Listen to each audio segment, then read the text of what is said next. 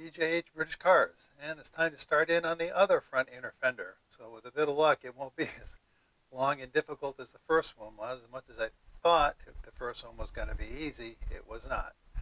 But this one certainly seems to be a lot less damage, so here's hoping for the best. So here's the left inner fender. You can see it's much the same as the other. It's got green paint on top of red. I don't see any black over here, so that's nice, but this is nice and flat. This isn't pushed in. No cracks here. This is to separate it here, so we need to fix this. And we do have a short crack here, which we'll need to pull in. We haven't got that big mess there we had on the first one. And of course, a lot of general cleaning. So I'm going to go get the wire wheel, get this cleaned off and this cleaned out here, and then we'll see if we can't weld that up.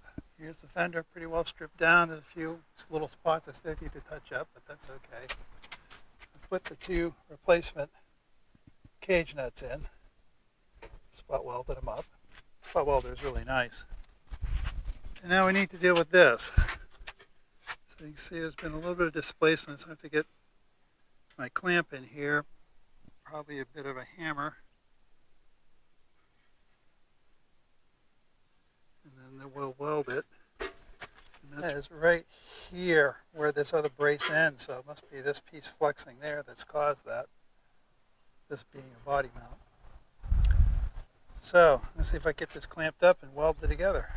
So I put this clamp on, and that other brace ends about there, so I can just barely clamp across it. So that's really nice, and that steel is backing it up.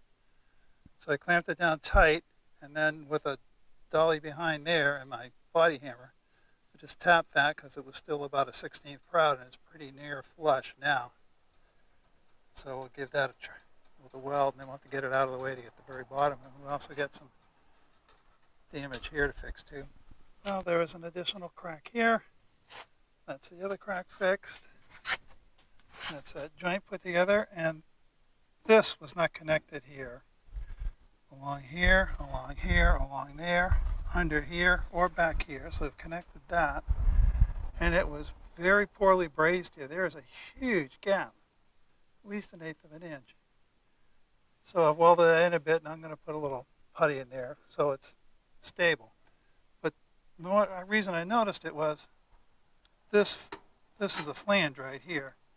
It was 3/4 of the way off and all the way off at the front. That this thing was that far out. I just put a clamp on it, pulled it right together. And you can see brazing, and a braze broke or it didn't catch to start with. I don't know.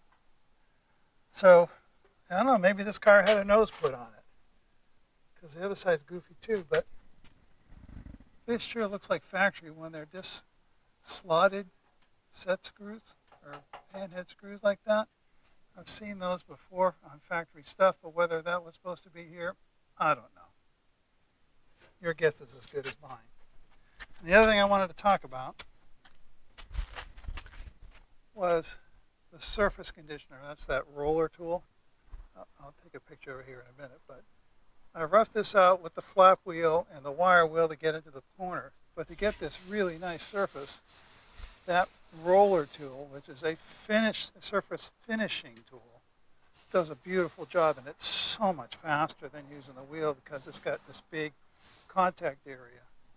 So you can look at how shiny that is. It's really nice. So I know when we did the original test, I noted that the flap wheels take off paint much faster, probably 30-40% faster, but the big finish wheel finishes the surface so much faster and nicer. So, I don't worry so much on the inside of the fenders. If this is not going to be seen, it's going to be, if you look, it's going to be in the dark. I may put some undercoat here anyway, just to hide some of the ugly. So I don't worry here, but like that front end will come to here, but from here on in, this is all visible when the car's done. So You got to watch which wheels you use too. The flap wheels don't do as nice a job. That this is with that black open mesh wheel. So this is the surface finishing tool, and this is that open black wheel. So it's just like a matrix. It seems to be the same kind of material as the stripping wheels you get for the 7-inch grinder. So that does a really nice job. You know, if I was working on aluminum, it would be too coarse, but I'm not working on aluminum, I'm working on steel. And here it is, all primered. So it came out pretty well. As you can see, I got it all welded in. I cleaned up that weld a little bit. I also did the firewall while I was here. Here, did the inside of the fender. Put a new nut here, I think, and that one. Came out pretty well. I think the next thing to work on will be this top cowl. The underside of it's already done, but I do need to go in. I got to get this hinge out because the bolt heads are broken off there. Not quite sure how I'm going to do that. Probably some kind of drilling out. Of course, clean it up. I need to do that. And then we'll move back to working on the rear half of the body. We've still got some paint to do on the inside of the wheel wells. And we need to do something with this. This is really heavily pockmarked. When I bought this car, it was sitting under a pile of brush from, you know, trimming trees and stuff. And there was a flannel shirt or two laying here out exposed to the weather. It had been there for years, so this is really soft. And I'm really toying with the idea of replacing this piece of sheet right here, but we will see. So that will complete that bit of work for today. I hope you enjoyed it. Don't forget to like, subscribe, join, comment, share, all those good things. I'm thinking you guys are starting to get a bit tired of cleaning up sheet metal. There's not been that many views on the last couple of videos I did about the body work. I'm sorry it's not very exciting, but it is what it is. So, we'll see you next time.